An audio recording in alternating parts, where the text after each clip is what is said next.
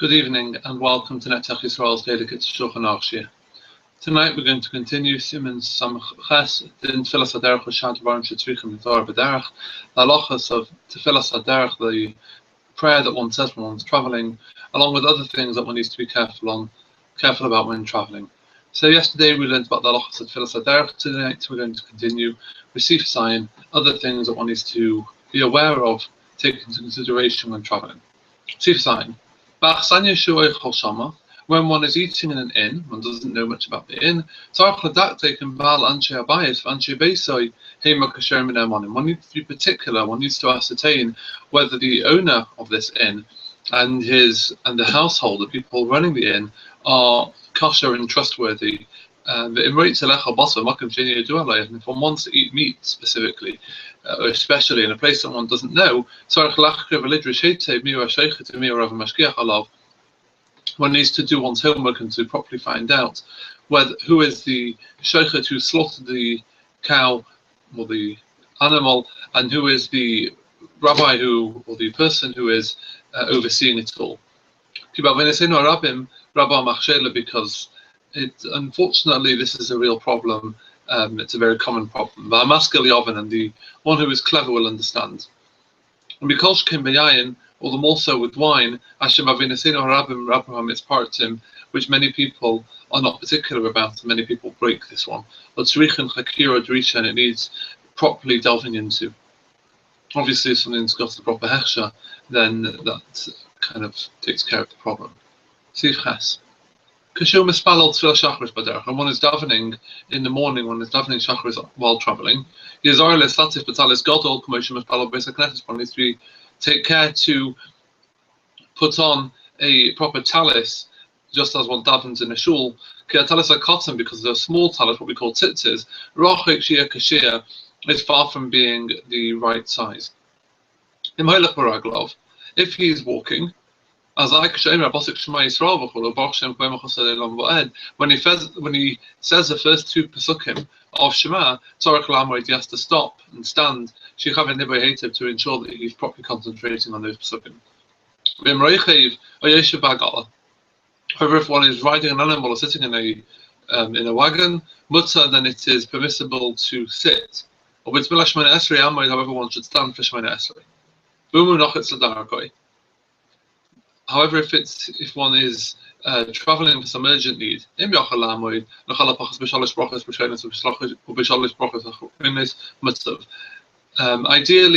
if possible, he should stand for the first three and the last three brachas of the Amidah. If not, he should remain seated in the wagon, and do the bowing downs, for example, for Moedim, and for the first and last brachas, he should do so while seated, which is what the Poskim advise for when one's on an aeroplane. However, it's even better if one davens straight away at alois at sunbreak, even before night. And also mincha, it's also better to daven half an hour after chatzos than to daven later on, in order that you can daven properly while standing. Regarding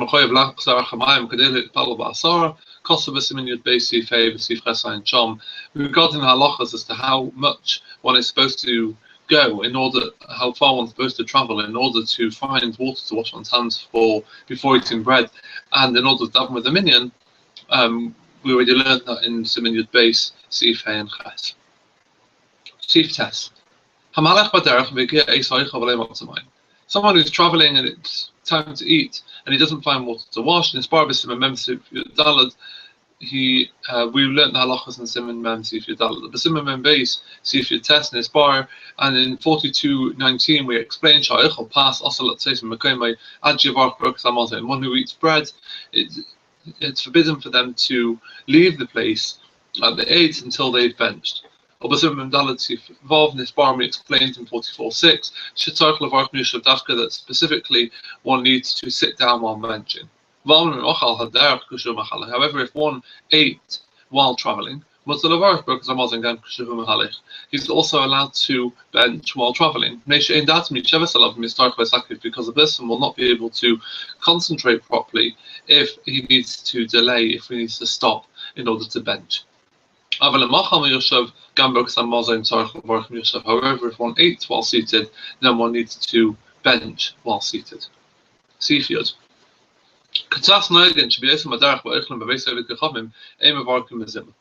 Some have the custom that when they're traveling and they eat in a non-Jewish house, they don't bench with a Siman, Mishum do they have a kavias, because it's not a kavias, it's not a proper formalized, more permanent way of eating. However, if they did agree, if they did sit down there properly to eat together, it's not correct to do away with benching with a Siman. And they should say, when it comes to the Harachman Yavarich, and Harachman Yishlach Lanu Bracha, they should change and put the following words in.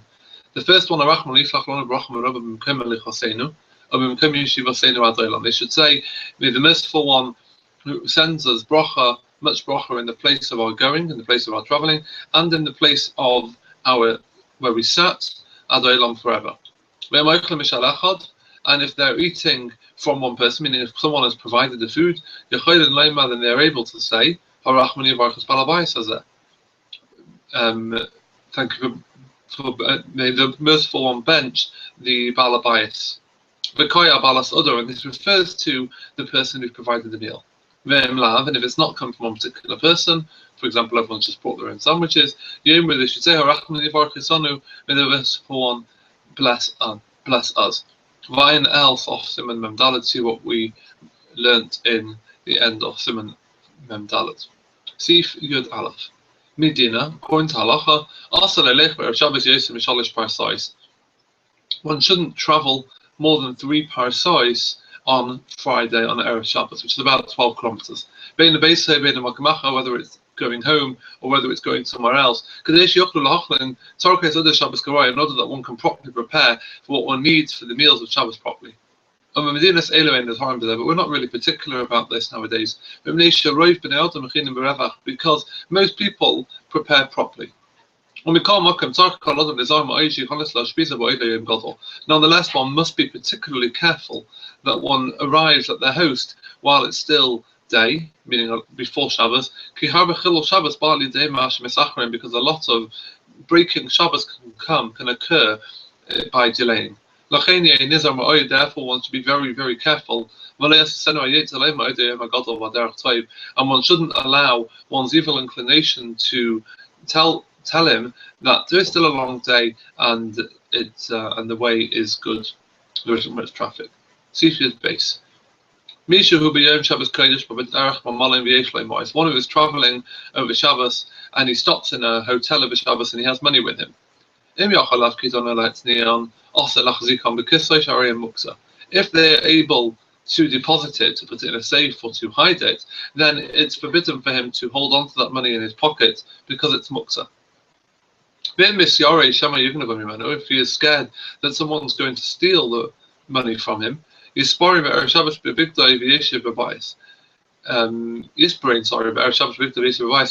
them into his garment on before Shabbos, and he should sit down, he should stay still in his house, and he shouldn't carry them outside in a place where there's no Eruv.